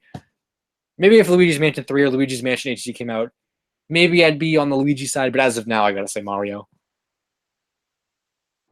Valkyrie said, LSuperSonicQ, do you think I should get a Game Boy Advance or Game Boy Advance SP, not for my birthday, but just as a thing to play at school? That would be awesome. Yeah, I mean, that would be really cool. I think one time my sister said one of her friends, or like all her friends were playing on their phones on the bus, and then one kid had like a Game Boy Advance. I'm like, yo, that kid, like, tell that kid I said he's cool. So yeah, that would be cool if you got that to play at school or whatever. Like, that'd be awesome. Like, yeah, what a throwback. Oh, Riala said their favorite game is oh, you were saying Game Boy Advance or Game Boy SP. Were you like asking which are the other? Not so much should you get one in general. I'd say Game Boy SP because it doesn't run on batteries, and I think it's a better system overall, and it fits in your pocket better, I think. So, and then Rialo said my favorite N64 game is Jet Force Gemini. I've heard of that, but I really don't know anything about it. I've never played it.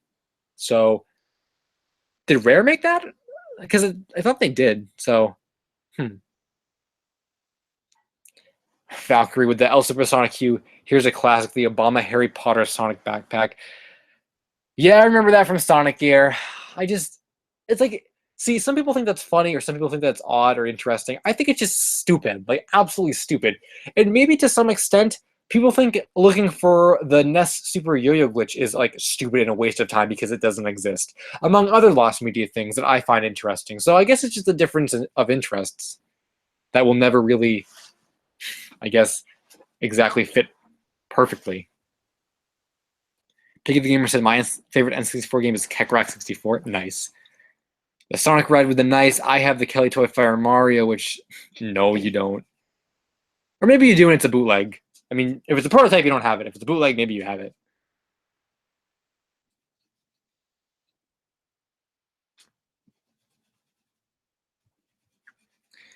Ed, Ed and Eddie Fan 97 said, why does the Sega World Sydney Tails plush look ugly? Probably because they made the eyes so small. I think really if the eyes look good, like it would be a good looking plush, but the eyes are just like so bad. I don't know why they designed it like that though. Because like the Sally Sega World plush isn't like that bad. Is there a Sonic? I'm trying to. I don't remember exactly what the Sonic ones look like, but I'm sure they look good. Because like Tails, I remember sticking out as being like just really bad.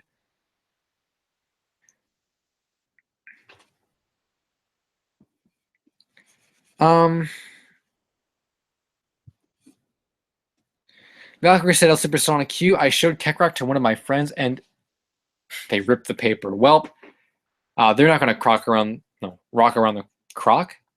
Croc, yeah, to rock around the croc. I guess they're not going to be doing that. Riala with the he rocked for us.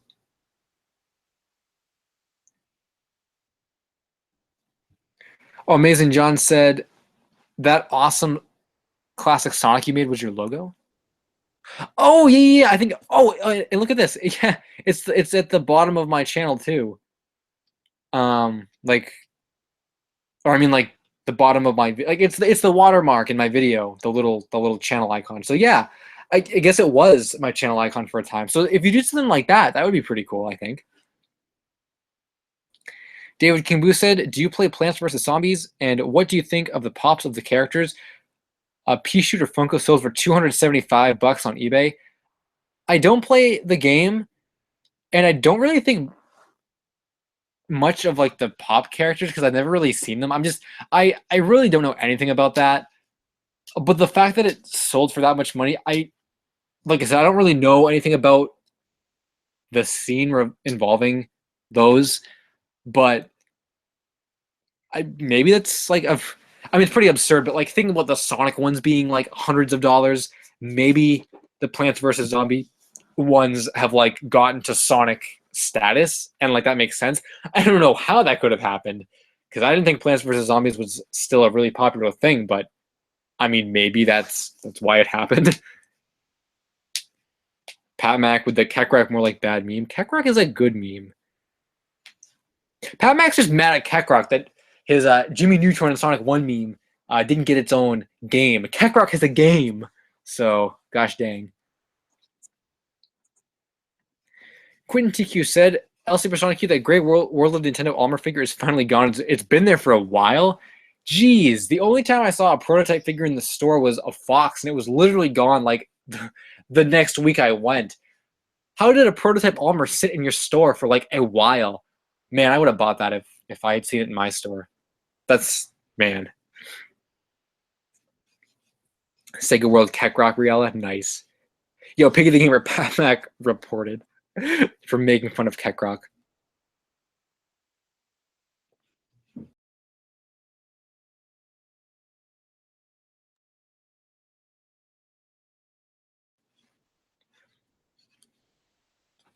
2D said, any new video ideas you want to do?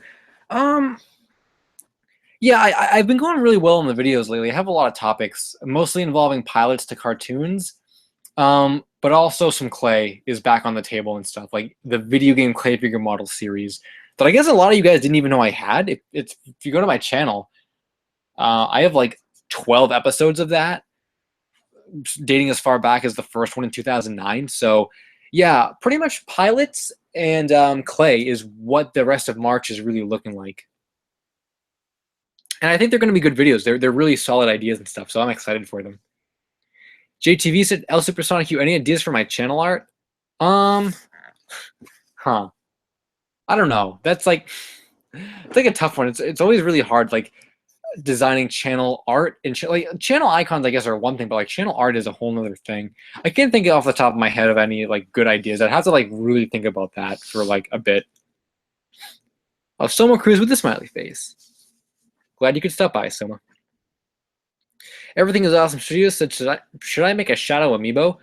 That would be pretty cool. Yeah, because Sonic amiibos are they common enough? They're probably common enough to get and customize. Yeah, if you think you can make it look good and have the right equipment, yeah, why not? Go for it. That'd be really cool. David King Boo said, what's your least favorite game ever? I gotta say it's Wally on the Wii because the game is just awful. Like, it's just absolutely awful. I guess I should say games I've played because, I mean, Sonic Boom is maybe... Honestly, Sonic Boom probably is not worse than that, I gotta say. Wally on the Wii is just awful in, like, every single way. So, probably Wally. Ed90fan97 said, do you remember the 1991 Sonic plush? He's the one with the Bomberman eyes.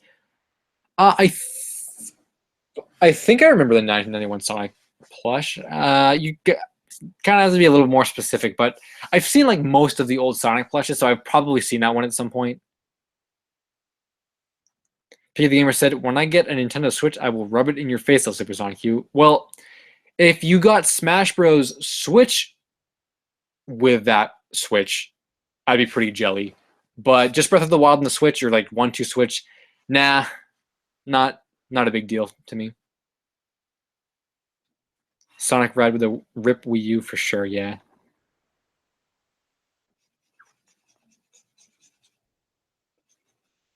Oh, John, did you get Sony Vegas editing software? Because if so, that's really good. You can do a lot of cool stuff with Sony Vegas. Everything is awesome studios. These streams are Keck Rock. Nice. Quentin TQ wants a Switch. Yeah, definitely it's something to pick up at some point. I would say, like, if you can get one within this first year, that would be good. Like, at any point from now until Mario Odyssey, like, that would be good. I'm probably going to get one in June. That's, like, my time span for when I get one. Riala said, the Wii U's lifespan at least was longer than the Dreamcast. Was it really? Wow. Pat Mac, okay, when I said Jimmy Neutron meme thing is in the game, I mean, like, you're still mad that bootleggers never made it into a cart. Keckrock has a cart. We just can't find it. David Kingblue said, what happened with the Plants vs. Zombies pops is that they were extremely limited and were vaulted extremely quickly compared to the Sonic ones. Oh, were they like done that? Like, did that happen to them even quicker than the Sonic ones? Because if so, dang, that's wow. I am glad I'm not a Plants vs. Zombie pop collector or anything like that.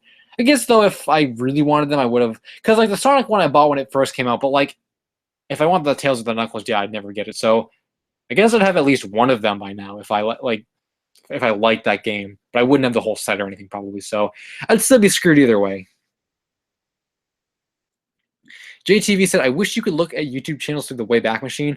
Yes, that is something I really wish you could do because, like, I want to see what my channel looked like back in, like, 2010 and stuff. And, like, I want to see my little friends tab and my subscribers tab that has, like, 3 people in it probably. Like, that'd be so cool. I guess it is cool enough to see, like, the homepage of YouTube because, like, even just looking at the videos being watched right now little thing at the front of YouTube as they like scrolled through the popular videos for the day. Even that was quite a trip for me when I saw that a few weeks ago, but like it would be cool to see actual channels. Like that would just be insanely cool to see. Oh, everything is awesome. Studios GameStop has like 10 Sonic amiibos. All right, then you're good there. Riala said the worst game they ever played was Bubsy 3D, off the top of their head at least. I've never played Bubsy 3D, and I'm pretty glad I've never played that game. Yeah, it does not look like a good game. Though I really don't know if Bubsy 3D is worse than Wally. I mean, Wally is like really, really bad. Okay, Bubsy is probably worse, but like I mean, Wally is like really bad too. Whoa, John with the is Sonic or no, not Sonic is Softonic a trusted website for downloads? If you want to destroy your computer, I would download it from a site. If you don't want to destroy your computer, get some like open office editing software if that exists, like or something safer. I just would not recommend downloading anything from anywhere. Yeah, I wouldn't. I wouldn't. David Kimbu said, "My mother knows that I know what toys sell for a ton and what doesn't. She's been trying to get me to scalp. Should I follow her to the dark side?" No, no, don't do it. Don't go to the dark side. Because they're just, I don't know, like, I don't know. No, don't, no, just don't do it. No, don't do it. Don't go to the dark side. Soma Cruz said, my girlfriend could not get a Switch. Oh, dang. So you're one of the people that was not able to get a Switch. That sucks. I didn't hear too many stories of people that weren't able to get them, actually.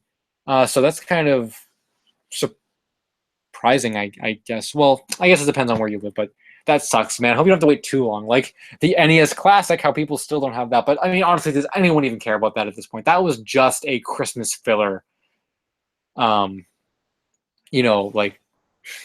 item that was great, for Nintendo, but really bad for their PR of distribution and anyone who wanted one. So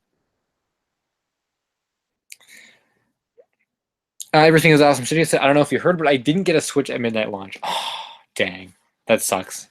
Guess you're in the same boat as Soma or Soma's girlfriend. I guess I don't know if that was her Switch or like your Switch or like both of your Switches, but dang. Rip 2 Switches.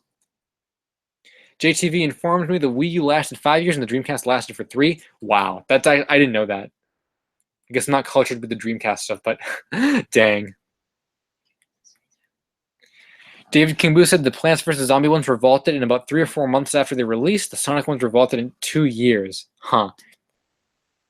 That's a huge difference. I'm actually surprised at that. Dang. And what I want to say classic Funko, but I don't follow them enough to really say like, wow, of course, vaulting the something really quick of a really popular franchise. But I mean, I don't know. Piggy the Gamer said, why does everybody need a Switch now? There are literally only 4 games and nothing really cool is happening with it. Answer me, who wants a Switch?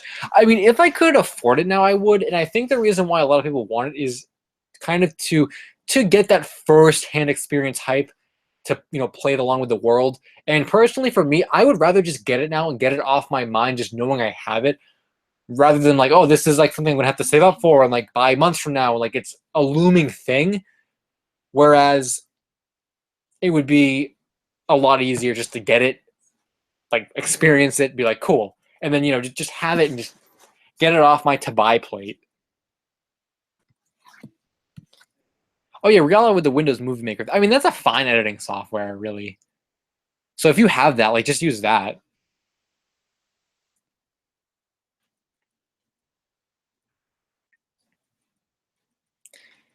Edited Nutty Fan 97 said, do you remember the fake Fang plushes? I sure do. That was like a pretty big story. Like when fake Fang plushes were really prominent on eBay in like 2009, I think it was. It's really odd that like bootleggers decided to fake that one plush. Oh, fun story. Guess what, guys? Just today, speaking of Fang, recent pickups, I got a Fang Sonic the Fighters keychain. That's pretty dang cool, huh? So there you go. LSuperSonicQ's recent pickups. Like Like, man, I just remembered that. What a day. And that's pretty much the most interesting thing I've got in the past, like, 3 months. Pretty much the only thing I've got in the past 3 months, except for that Dissidia cloud. But so that's pretty cool. I'm happy about that. But I don't know why they blew like Fang out of all the other characters and stuff. You think they would have done like Sonic or something, but like Fang? Quentin TQ is waiting for Sonic Mania on the Switch and Puyo Puyo Tetris. Yeah, I wasn't super interested in Puyo Puyo Tetris or Bomberman R or any of that stuff. Sonic Mania, I'm going to get on PS4, so because I already had the pre-order, it wasn't worth going through the hassle doing all the crap to, switch it over and stuff. Oh wait, is that coming out in May? Oh, I said June is when I'm going to have the Switch. Okay, so yeah, I'd rather play Sonic Mania right when it comes out. But then again, Amazon isn't going to get it to me like day one probably, so I might not even be able to play it day one. I'll just. Oh, but then is there a Switch bundle with the statue and stuff? Because I mean, if there is, I should just switch it to the Switch. JTV got the final NES Classic, Where They Live. Very nice. I saved this page stream on the Wayback Machine. Nice, Riala. I've been documented.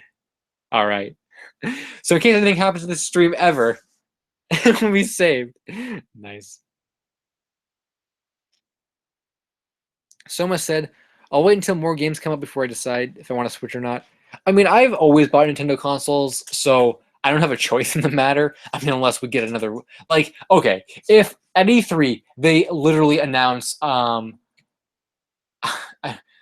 Mario HD and I don't know, like Wind Waker 4K or something, like, okay, then I'm not going to get a Switch. But, like, I don't think we're going to see any kind of bad repeat of the Wii U. So I'm definitely going to get one. Like, as soon as possible. Peak of the Gamer said, should I sell all my Wii U games to get a Switch? I mean, if you still play them, don't. Personally, for me, I've never been a fan of selling my old stuff because I always find a way to go back to it in one way or another, even if it's just to reminisce for like a day or two about, wow, remember this? So if you have like an attachment to them, yeah, don't. But like if you don't care, then like I guess it would only benefit you. David Kingbu said, "Can I draw you as a Funko Pop, LSuperSonicQ?" Yeah, go for it. I like getting fan art, so go for that. And you can like send it to me on Twitter if you have a Twitter. It's just at LSuperSonicQ, and I'll check it out at some point. Quentin TQ said, "How do you spot bootlegs on Amazon?" The three best ways I would say are kind of eBay tactics. Look at the price. If you see a Mario Party 5 Luigi picture and the price is like $5 or something, and that's fishy. Like that's fishy. You can look at where the seller's located. You can look at the description of the item. You can look at like as recent, other suggested items, and if like the other items are like known fakes, and this one item that you're gonna buy like doesn't look fake, then it's probably fake. If the rest of the items are fake, I guess that's kind of the best tip I can give you, because it is a lot harder than eBay. So just like look at the price, look at where the item's like coming from, or where the seller is located. Read the description if you can of the item, and you could also request to see pictures. There was an item, some kind of Tails plush, and I'm like, oh hey, can I look at the actual item? Because of course it didn't look like the stock image that was there, and yeah, I think it was like a bootleg or something. So obviously, good thing I didn't buy it, because it would have been a fake. So you can ask for pictures as well. Ed Nettyfin 97 saw a metal Sonic the Fighters plush on Joss.com. Yeah, that was probably the one I saw too. It sold for $219, and it was in pretty rough shape. But $219, someone probably just bought it to say they had Metal Sonic. They probably didn't care about the condition of it. Everything is Awesome Studios said, I'm honestly surprised the Denny Sonic plushes aren't rare.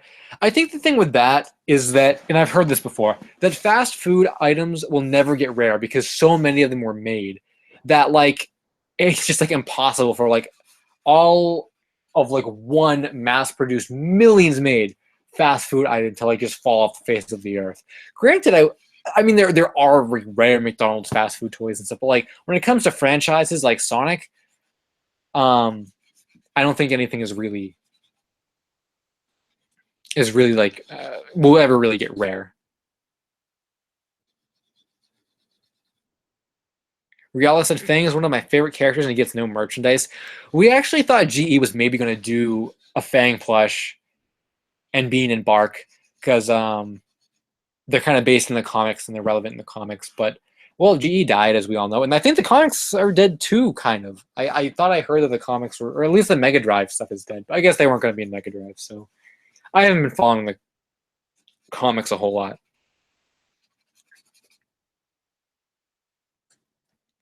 Everything is Awesome Studios is getting Sonic Mania on the Switch. That's a good choice. I might end up switching. I'm not sure.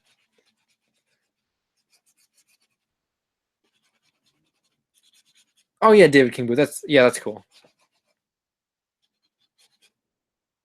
You can send it to me on Twitter, and I'll check it out. David King Boo said, "What's your favorite toy company? Can you guess mine?" I mean, you brought up Funko quite a bit, so I want to say Funko, but you also said McFarlane. Oh, no, I'm gonna say Funko because you're gonna draw me as a Funko Pop. So I'm gonna say Funko. My favorite toy company would probably be. I feel like I was asked this before. Um, that's really hard to like say specifically. Hmm. I want to say Joyride Studios is probably one of my favorites, just because of their place in history and how much diversity and effort they put into their figures. Because if you read some old stuff on them, they met with game developers and they got game files and based their figures off of that kind of stuff. And like they really took a lot of care into their merchandise. So I would say they're definitely at the top of the list for me. I was going to say Jazzwares, but I really don't have a lot of sentimental value for Jazzwares. And with Joyride, I remember seeing their figures in like stores back in the day and stuff too, and even buying a few from the stores. So I'm going to say Joyride. SM Nick Production is here. What's up, dude?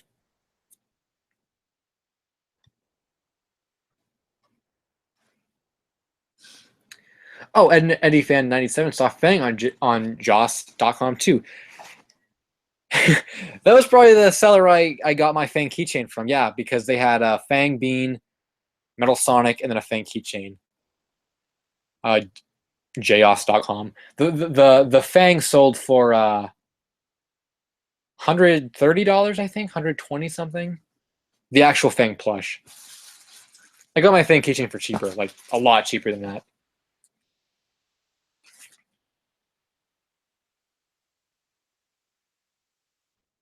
Okay, Pat Mac informs me Archie is RIP as of now. All right, so they're dead. Oh, David King Boo bought a pea shooter for $17 at a yard sale. Whoa, that's an amazing.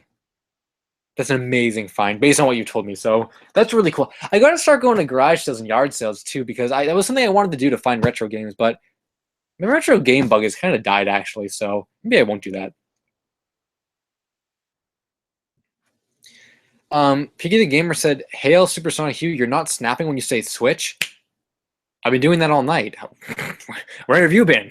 I mean, come on, man. Um,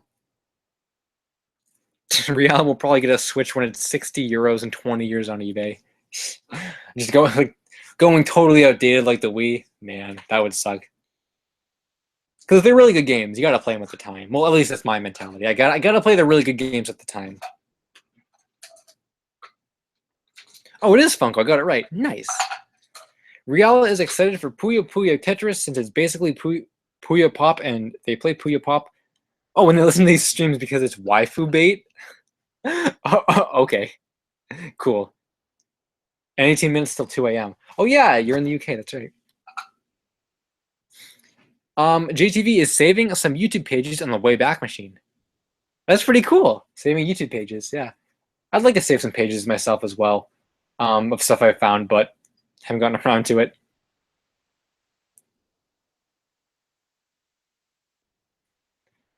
Riala says, wait, I'm going to save my channel on the stream.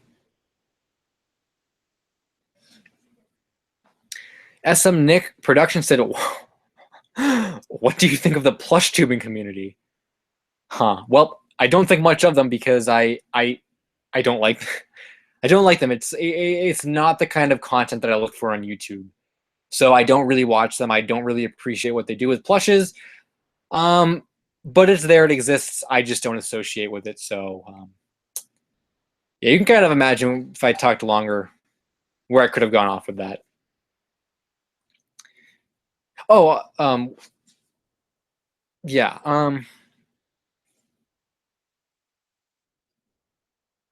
Everything is Awesome Studios.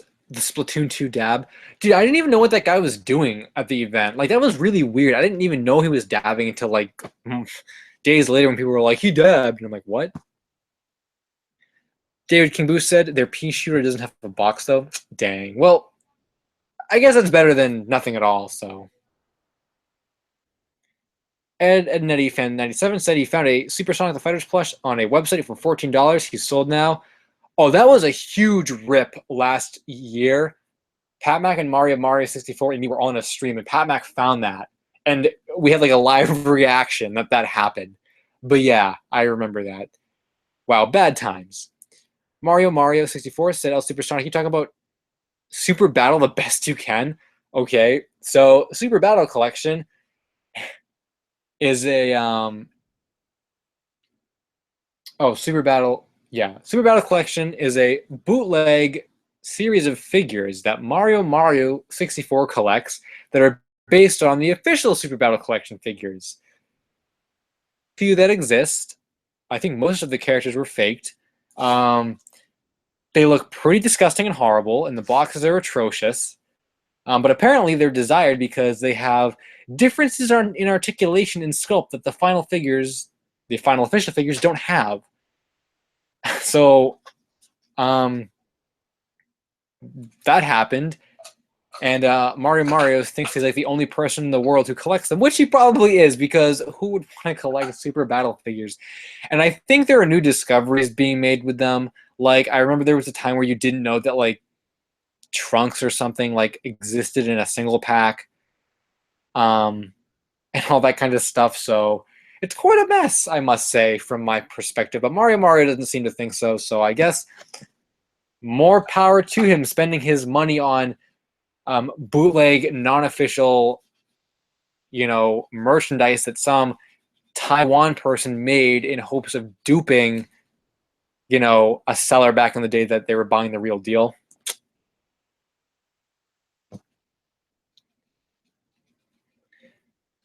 Ed97 said, also, no, I didn't buy him. Oh, yeah, we don't know who bought him. It has yet to resurface, so I should hope it went to a good home. David King Booth said, what's your favorite Sonic character? I mean, I'd say Sonic, but like maybe Supersonic or something.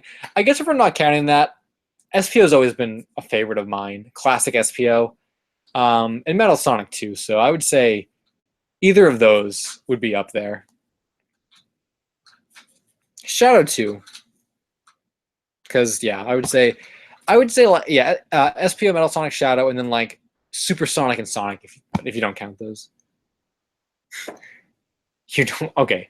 When I said the plush tubing community, I was thinking Mario Logan and the Mario Party 5 plush adventure crowd. That's what I was thinking when SM Nick said plush tubing community.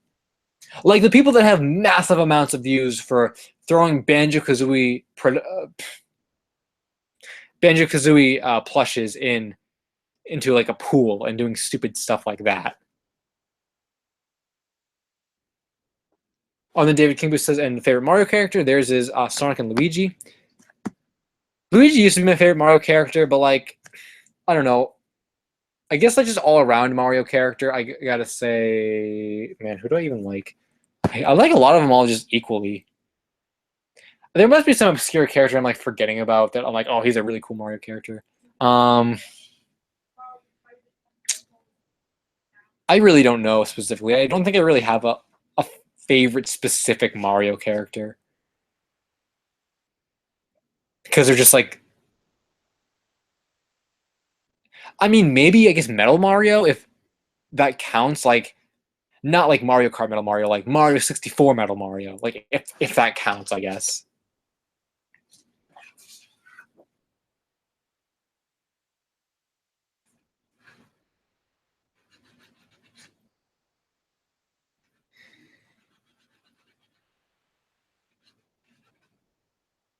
Um, I'm just scrolling through the comments. Weird question time from David King Boo. Do you like Barney the dinosaur? And what if they made an extremely expensive, huge, and amazingly accurate? Oh, and what if they made him extremely expensive, huge, and amazingly accurate and detailed? Would you buy them? Like plushes or figures or like? No, I wouldn't get into that area of collecting at all.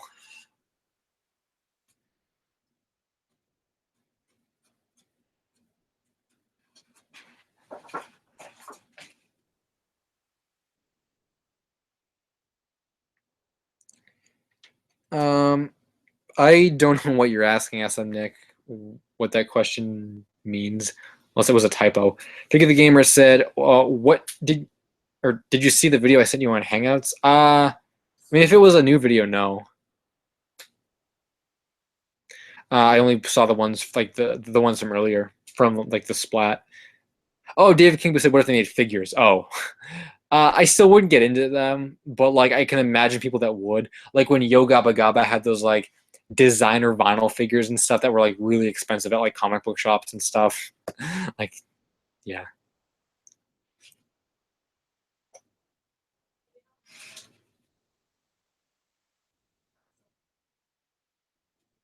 Conquer 2 coming to Xbox Swap. Yo, Swap. That's a good bootleg name. Everything is Awesome Studios. Oh, Mario linked a good guide on the Super Battle bootlegs. Real says my favorite Sonic character is Sonic, but Blaze and Amy were my favorites when I was younger, and Metal will always be my favorite. Metal Sonic is a good character, really cool character, and I'd say he looks the best out of all the Boom versions. Or no, I mean like no, I mean like he out of all the Boom versions of the characters, he looks the best. So more reason to like him the most. Don't have to deal with all the stupid bandana, like muscular body, like stupid dumb tape on your hands crap that the other characters' designs have.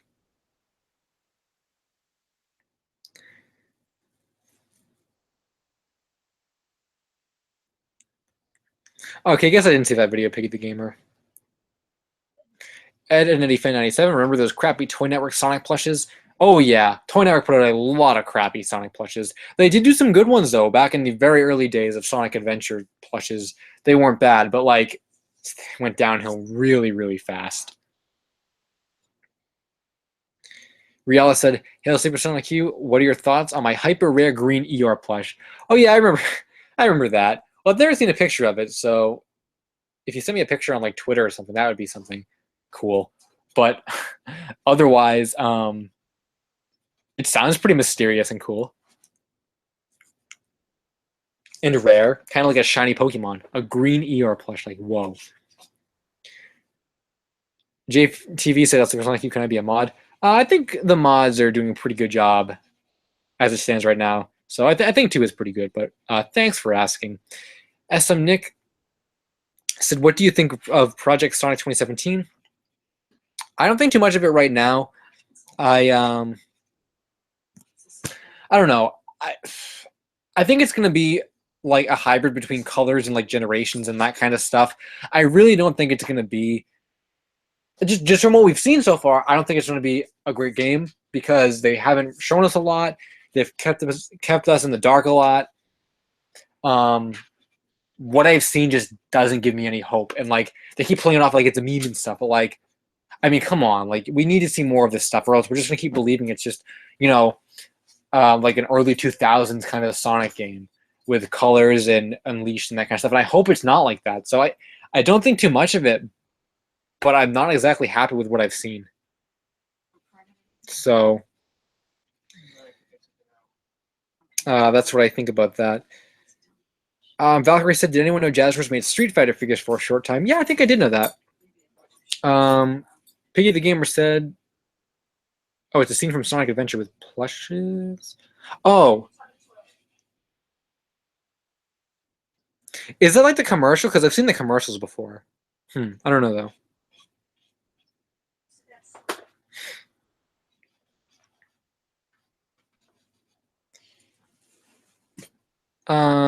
Generic Sony game to come into the PlayStation Click.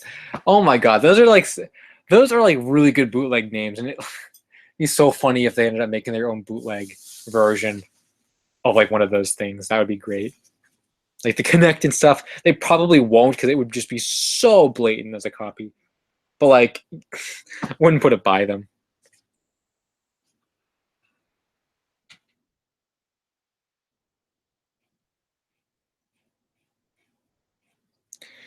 Ed and Fan 97 said, "Did you know that a play-by-play Pikachu, Ash, and Lugia exist?" I did not know that. I Yeah, I don't think I knew that. If you have pictures, send them to me on Twitter at LSuperSonicQ. David King said, "What's your most anticipated game for the Switch?" I would say of the known games, it's Mario Odyssey. Of the likely games, it would probably be Metroid, and of the Pipe Dream games, it would be Melee HD with NetPlay, or not even Melee HD, just Melee Virtual Console with NetPlay.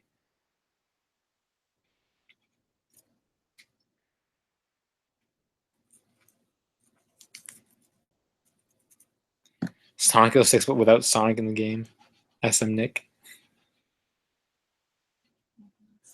David Kimbu said, "If you ever need to host, or if you ever need a host of one of these live streams, I'll do it and ask you so many questions." Nice.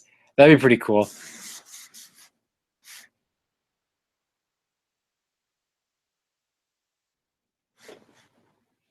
ET2 coming to Atari Switch. They just, oh my god, yeah, they just do Atari Virtual Console ports, and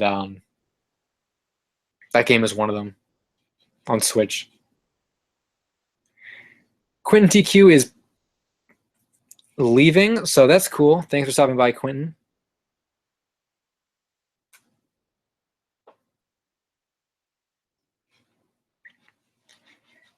Oh, JTV said, "Hey, Super Sonic, like I could have had the first TV broadcast." Or are you talking about the guy on Lost Media Wiki? Yeah, is he like? Did he come to the stream last week? Because I thought he was talking about finding the Sonic Adventure LCD thing, and I assumed he started the thread, and that's the same guy. Uh I mean, he really didn't though. If you're talking about that thread, um, I mean the absurdity of what he was claiming was just ridiculous, and I really don't see why someone would bother to like. The thing with Lost Media Wiki and stuff is that if you say you have something, you better provide clear and effective proof. When you just say, "Oh yeah, like I may have found this, but I might keep it for myself," and that's like that's one thing, but then to like say I traced it, like I scanned it, like I took a picture from my TV because my and then scanned it because my camera was bad, and then traced it, like just absurd. Like you can't do that on Lost Media Wiki. Like you just can't do that. And considering he made threads of like a lost bootleg 32X game, I mean, like I'm sorry, you just can't do that on Lost Media Wiki. There's no way. Oh, that was you? Wait, are you the one wait, are you a Lost Media fan? Because if so, don't do that on Lost Media Wiki again. Because like I'm sure, as you could tell, everyone was really mad about that because you can't just. Oh, I guess that wasn't okay. I guess that wasn't you because you're saying that guy. So okay, so I'm confusing people here, but as a general PSA, you just can't do that on Lost Media Wiki. So I mean, I really don't feel bad because like if you're gonna provide proof, you know, put the tape or whatever it was into your VHS player, record it with your camera, and just show us some kind of proof. You can't just make up claims and just hope people go along and believe it.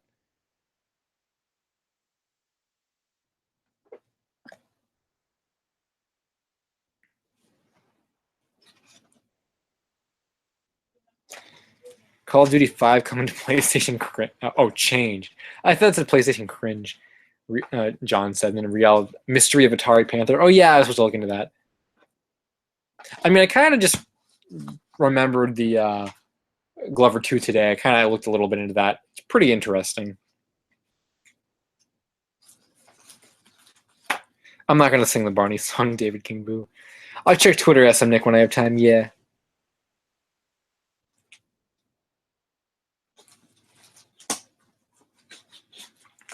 Is LSuperSonicQ doing PSAs now? Yeah, I guess so. Okay, and JTV is not Lost Media fan. Oh, nice. I get to look at the play-by-play Pichu. That's pretty cool. I'll check that out on Twitter. I'll probably be on Twitter later on, checking out everything. I think we're gonna wrap it up though, because it's 9 o'clock, and we've covered quite a bit of ground tonight. So I think I'm feeling like this is a good place to stop the stream. Yeah, I'm not exactly sure what's in store for next week. I might, like I said, I might be doing stuff like with guests and stuff, or expanding upon just what I've been doing here, because I think I got a good grasp on like the 1 hour of topics, 1 hour of talking thing, or 1 hour of comments, talking and then comments. But I don't know. We'll see. I'll read these last comments and then I'm going to get going. P the Gamer said Sega. Sega's is Sega Transition featuring generic Sonic. Oh, the Sega Transition featuring generic Sonic the Hedgehog game. Okay, yeah, a bootleg of Switch, yeah. Someone with a smiley face. David King Boo, they are making a new wave of Sonic Funko Pops, including classic version of characters. Yeah, I've been following that for a little bit. Pat Mac told me about it a while ago, but there have been no pictures or anything like that. And unless they do obscure characters, I probably won't really buy a whole lot of like Sonic, Knuckles, Tails, Eggman, like, you know, they got to do like Shadow and Super Sonic and SPO to really get me interested. Ed Nutty fan's gonna send me Ash and Lugia later. All right, that's cool. I'd really like to see the Ash because it probably looks like Lee. So I'm glad you guys like the stream, and yeah, check out JTV's after stream if you guys want some more stream stuff. I'll endorse JTV, so check out his after stream. But otherwise, I think I'm gonna pack it in for tonight. So thanks for watching as always, guys. I'm LSuperSonicQ, and new video on this week sometime. So thanks for watching, Finn.